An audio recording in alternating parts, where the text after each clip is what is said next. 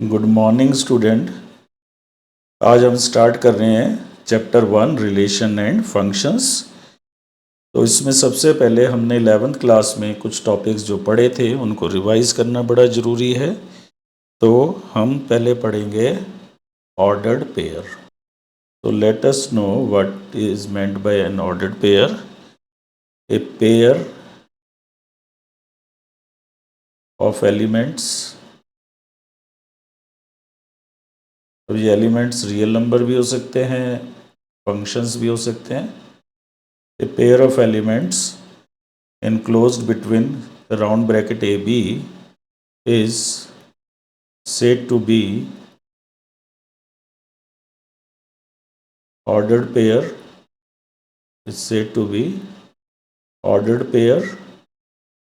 if AB is equal to BA, if and only if A is equal to B. So if A is not equal to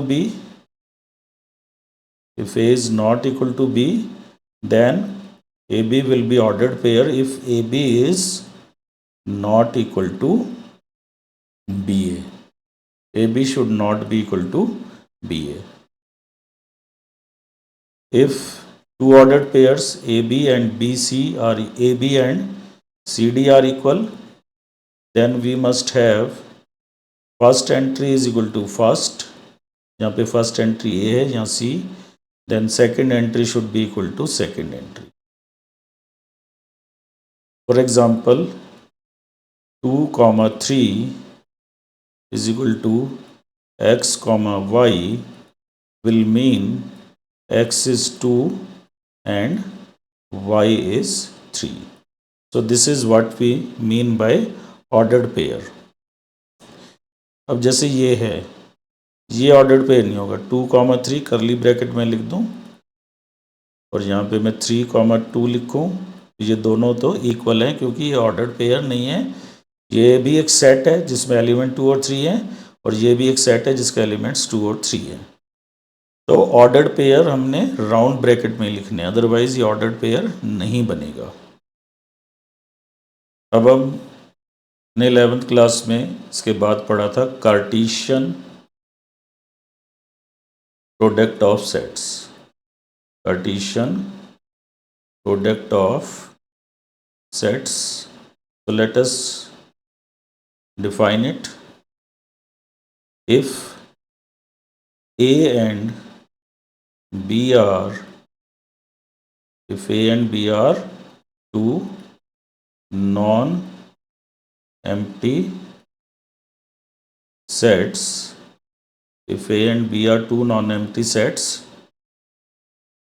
then we write their Cartesian product as, we denote their Cartesian product as A cross B, and it is given by A cross B is set of all ordered pairs AB such that first entry A is from A, this A is from first set A and B is from B. So by taking first element from A, second element from B, we find all possible ordered pair. That set will be known as A cross B. This is when A and B are non-empty. If either A is empty, if either A is phi or B is phi, if A is phi or B is phi, then we define A cross B as empty set. तो अगर A और B में से कोई भी phi है तो cross product को हम phi डिफाइन करते हैं, अदरवाइज क्रॉस प्रोडक्ट है set of all ordered pairs. A से पहला एलिमेंट लीजिए, B से सेकेंड एलिमेंट, जितने भी पॉसिबल ऑर्डर्ड पेयर्स बनेंगे उन सब का सेट जो है वो A क्रॉस B है। यदि अभी तक आपने हमारा चैनल सब्सक्राइब नहीं किया है तो चैनल को सब्सक्राइब करें और बेल आइकॉन को प्रेस करना ना भूलें, जिससे आपके पास लेटेस्ट वीडियो की जानकारी आती रहे। अब हम कुछ एग्जाम्पल लेंगे। Suppose A is 1 2 3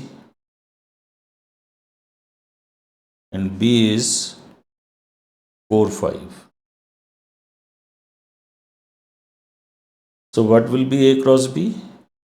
A cross B हमने पढ़ा है A cross B set of all ordered pairs where first entry is from A, second entry is from second set.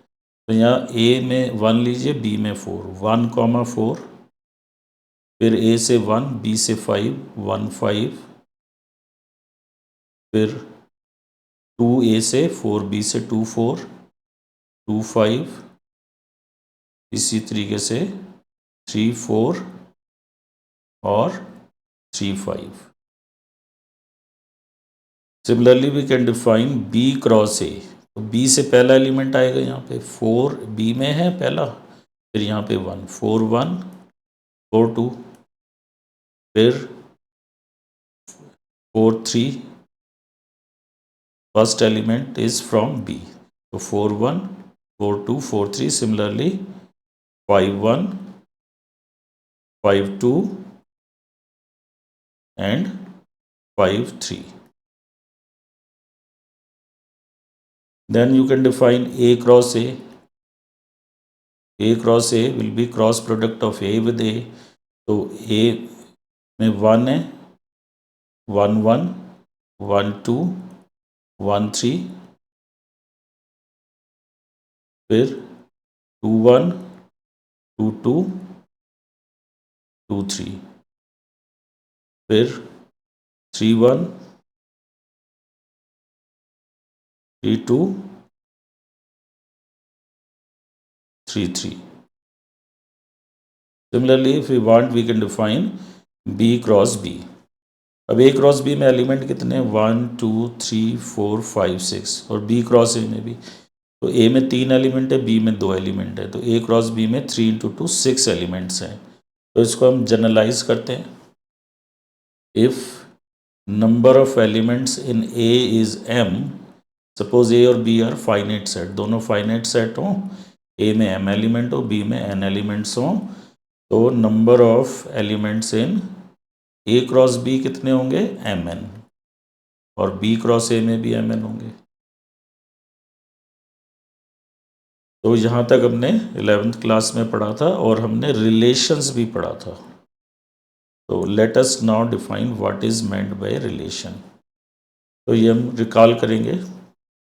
Late A and B be two non empty sets. A and B be two non-empty sets. Then a relation R from set A, a relation R from set A to set B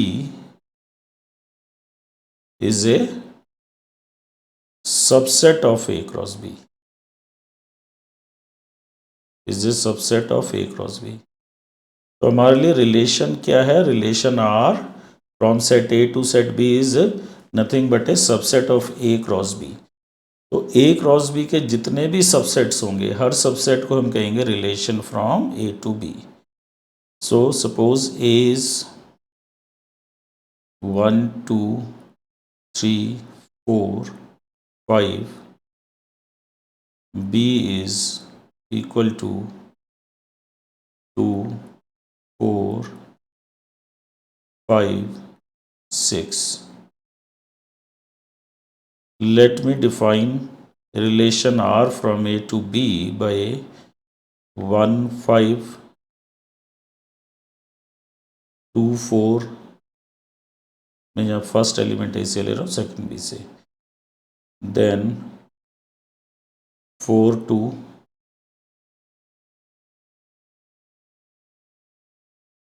1 5 2 4 4 2।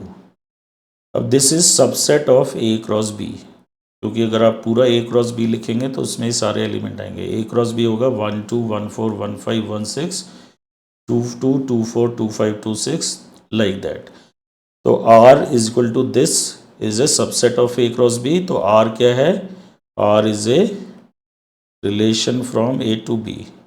R क्या है? Relation from A to B. ये relation क्यों है ए to B?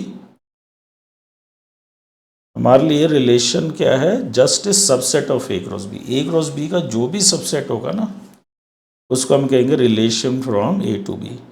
अब कुछ relations को हम roster form से सेट बिल्डर फॉर्म में लिख सकते हैं, लेकिन हर रिलेशन को हम एक्स वाई और एक्स और वाई के बीच में रिलेशन लिख के रिप्रेजेंट नहीं कर सकते। यहाँ पे I can say R is set of all ordered pair. R उन सभी ऑर्डर्ड पेयर का सेट है जिनका सम 6 है, जहाँ x ए में है। अगर नहीं भी लिखोगे, first element is from first set, second element is from second set. तो यहाँ पे 1 + 5 6, 2 + 4 6, 4 + 2 6। तो यहाँ से पहला एलिमेंट लीजिए, इसका सम 5 के साथ 6 बनेगा, फिर 2 का सम 4 के साथ, और 3 के साथ, यहाँ 3 है नहीं, 4 के साथ 2, 5 के साथ 6 बनता अगर यहाँ 1 होता। तो R is a subset of A cross B, इसलिए हम इसको relation from A to B कहेंगे। कुछ रिलेशन को हम मैथमेटिकल इक्वेशन में एक्सप्रेस कर सकते हैं।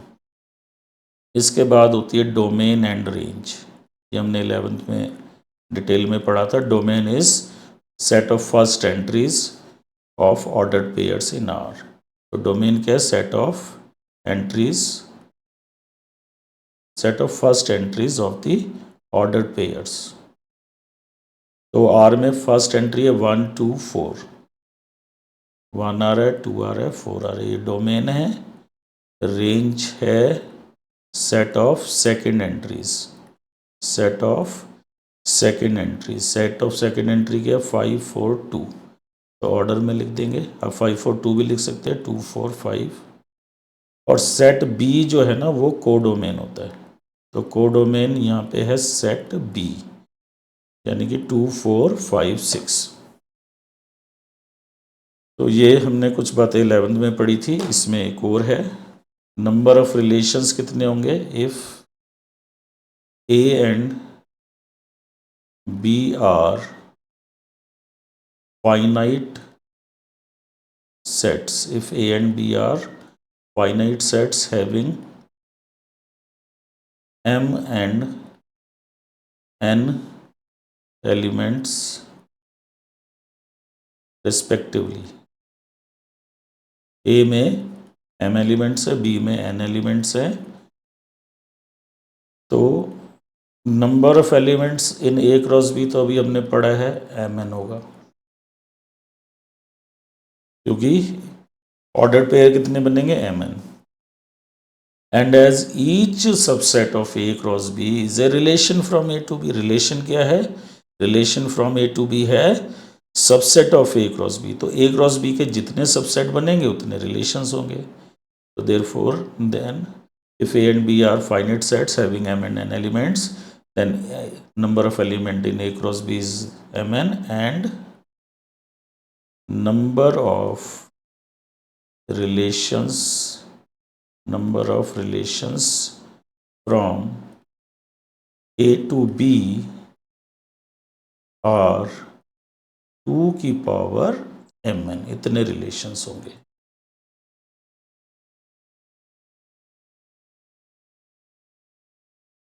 अब हम पढ़ेंगे टाइप्स ऑफ रिलेशंस। यहाँ से हमारा क्लास 12th का मेन स्टार्ट होता है।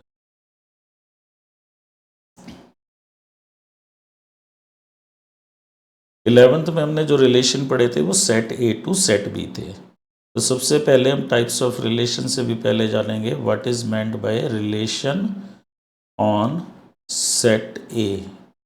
इन सेट ए भी कहते हैं कुछ बुक्स में, कुछ में on A. If A is a non empty set, If A is non-empty set, then a relation from A to A,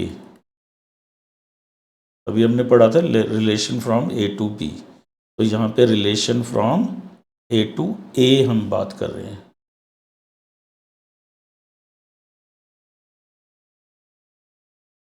तो relation from A to A, if A is non-empty set, then a relation from A to A is called relation on A or sometime relation in set A। तो इसमें हम first type पढ़ेंगे empty relation. Empty relation, so let us discuss what is empty relation. Let A be a non-empty set. Let A be a non-empty set. Then अब phi जो है empty set, वो तो सभी का सबसेट होता है। phi will be subset of A cross A. So phi will be a relation on A। phi क्या होगा? It will be relation on A known as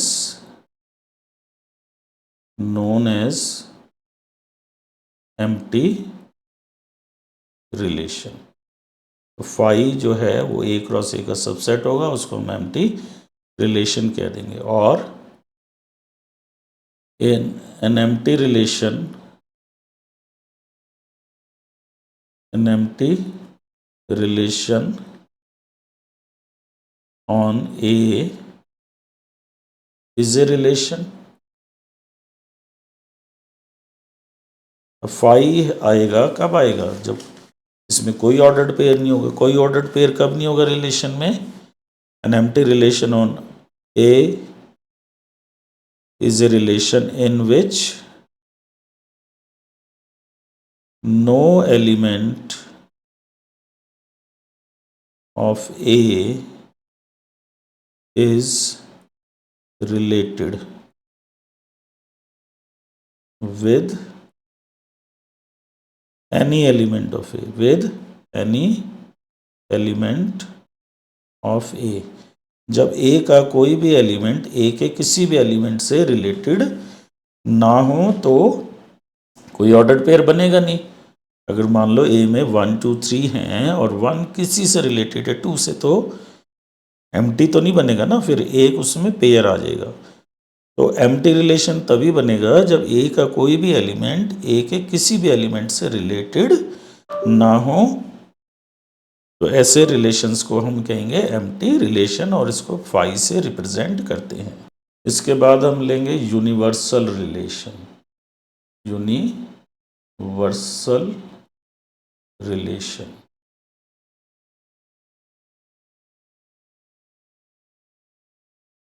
यहां भी लीजिए, let A be a non empty set. Let A be a non empty set, then अब A cross A, A cross A cross A का subset होगा। Every set is subset of itself, तो A cross A will be subset of A cross A। So A cross A is a relation on A, क्योंकि A cross A का subset है। तो जो A cross A का subset है वो relation होता है on A। So A cross A is a relation on A known as universal relation on A। अब ये A क्रॉस A कब बनेगा? जब A के सारे एलिमेंट A से रिलेटेड होंगे। तो और a relation on A is said to be universal if every element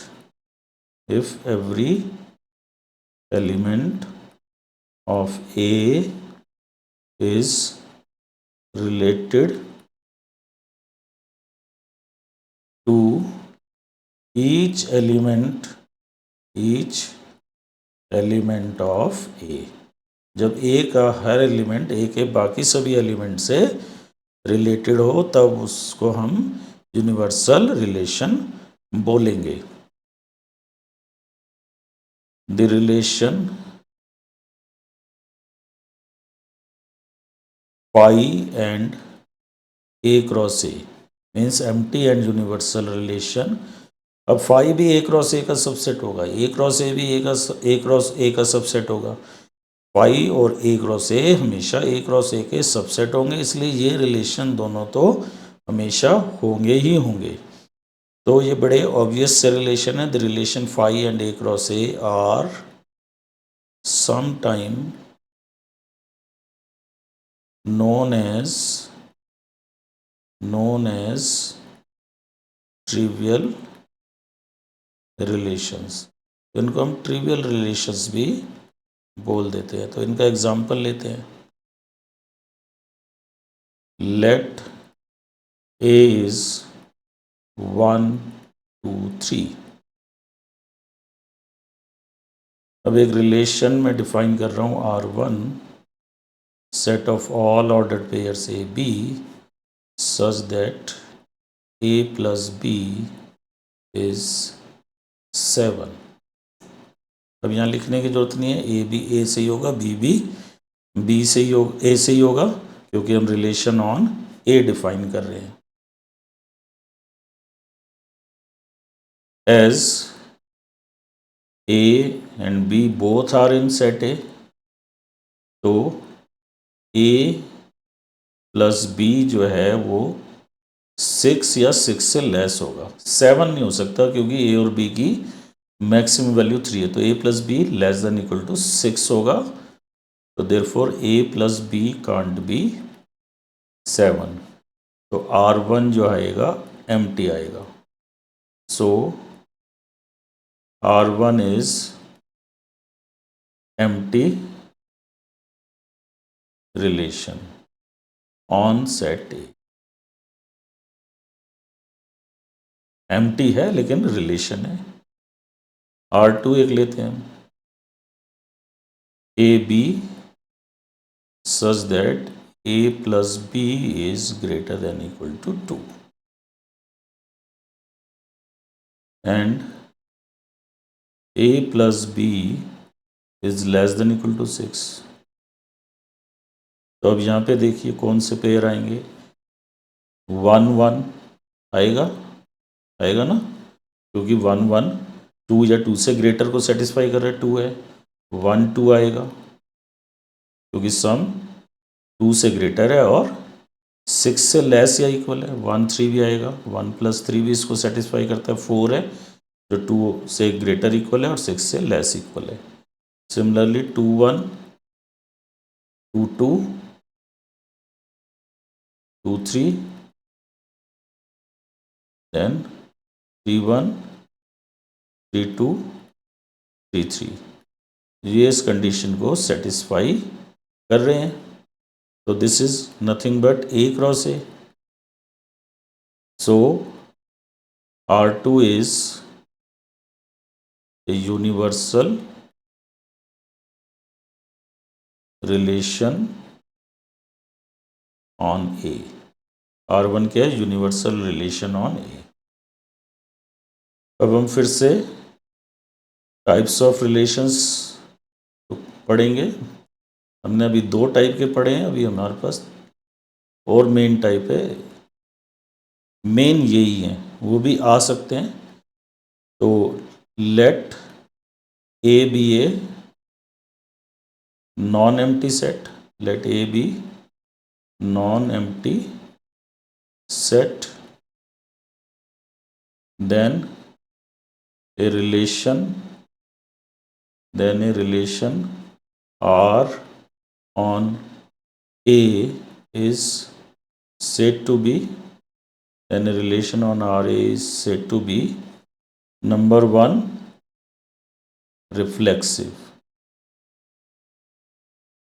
ए कोई नॉन एम्प्टी सेट है तो उसमें एक रिलेशन आर है जिसको हम रिफ्लेक्सिव कहेंगे।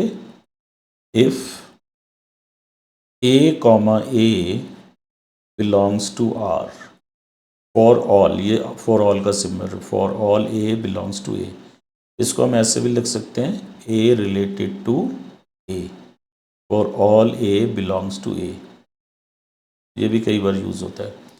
तो इसका मतलब है जब ए का हर एलिमेंट ए में है तो जब ए का हर एलिमेंट अपने आप से रिलेटेड हो, यानी कि कोई ऐसा गांव हो जिसमें हर व्यक्ति अपने आप का रिश्तेदार हो।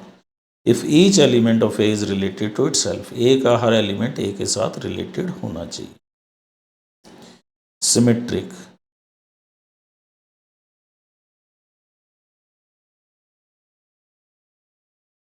If A B belongs to R, then BA must belong to R for all AB in A। अब हम ये नहीं कह रहे AB R में होना चाहिए, हम ये इम्पोज नहीं कर रहे कंडीशन कि AB को R में होना है, A को B से रिलेटेड होना है।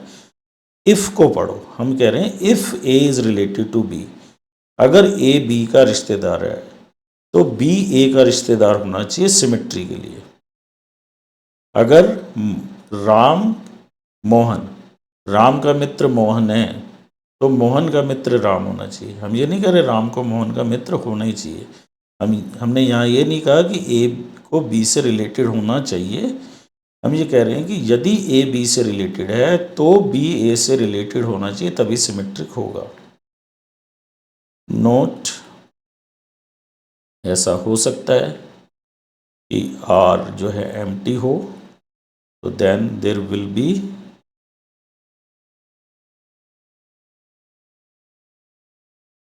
No A B in are.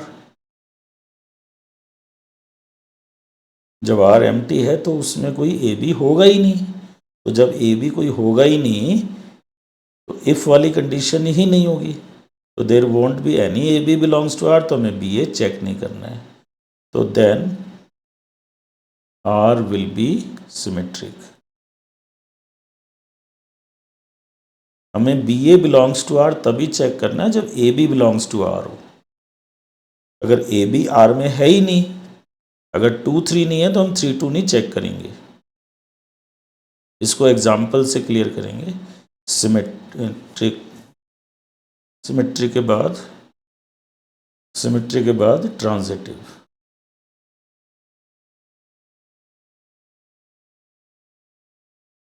If A B belongs to R and BC belongs to R, implies AC belongs to R। अब यहां भी AB R में हो BC R में हो तभी चेक करो AC R में है। ABC का होना चाहिए A में, तो अगर ए में एलिमेंट है A B C such that A B R में है यानी कि ए बी से रिलेटेड है and B C belongs to R यानी कि बी सी से रिलेटेड है, तब चेक करो ए सी से रिलेटेड है। अब यहाँ भी दो बातें हो सकती हैं। केस 1 हो सकता है कि ए तो बी से रिलेटेड हो, इसमें बहुत गलती होती है, एग्जाम्पल से समझाना पड़ेगा। If A B belongs to R but B किसी सी से रिलेटेड ही नहीं है, B C does not belong to R for any C in A, यानी कि ए तो बी का रिश्तेदार है लेकिन बी की रिश्तेदारी किसी से नहीं है। कोई भी ऐसा एलिमेंट नहीं है ए में जिससे बी रिलेटेड हो। तो हमारी कंडीशन वायलेट नहीं हुई। हमारी कंडीशन वायलेट कब होगी? जब ए बी से रिलेटेड हो, बी सी से रिलेटेड हो, फिर ए सी से रिलेटेड ना हो। तो यहाँ ए बी से रिलेटेड है, बी सी से रिलेटेड ही नहीं है, तो हमने ए सी चेक नहीं करना है। Then R is transitive. Also if R is empty, तब ना तो कोई इसमें ए बी होगा ना कोई बी सी होगा, तो ए सी हमने चेक करना ही नहीं है। तो then also R is transitive. तो जो एम्प्टी रिलेशन है ना, वो सिमेट्रिक भी हमने देखा और उसको हम ट्रांजिटिव भी, वो हमने देखा कि वो ट्रांजिटिव भी है। अब एक रिलेशन होता है equivalence relation. Equivalence relation,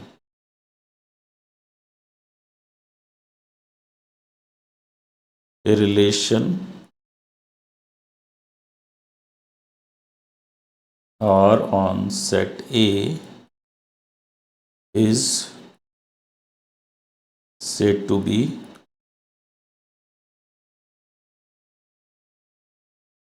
equivalence if it is reflexive,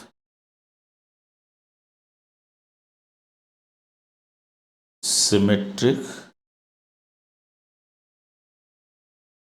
and transitive. तो जो रिलेशन रिफ्लेक्सिव भी हो, सिमेट्रिक भी हो, ट्रांजिटिव भी हो, उसको हम कहेंगे इक्विवेलेंस रिलेशन ऑन ए। तो आज के वीडियो में हमने कुछ बेसिक कंसेप्ट्स को रिवाइज किया जो 11th में हमने पढ़े थे, like ordered pair, Cartesian product, relation from A to B.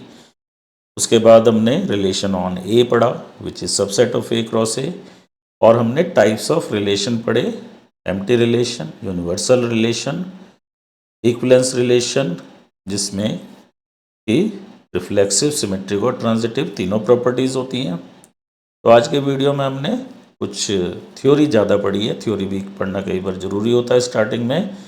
Next video में हम इन कंसेप्ट्स के ऊपर काफ़ी सारे, ढेर सारे एग्जांपल्स करने वाले हैं।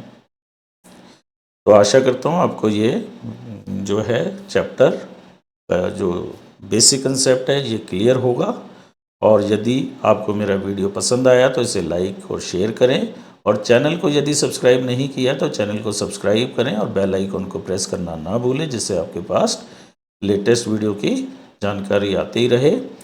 तो अगले वीडियो में इस चैप्टर को एग्जाम्पल्स के द्वारा हम आगे बढ़ाएंगे ताकि आपको ये कंसेप्ट और क्लियर हो। Thank you.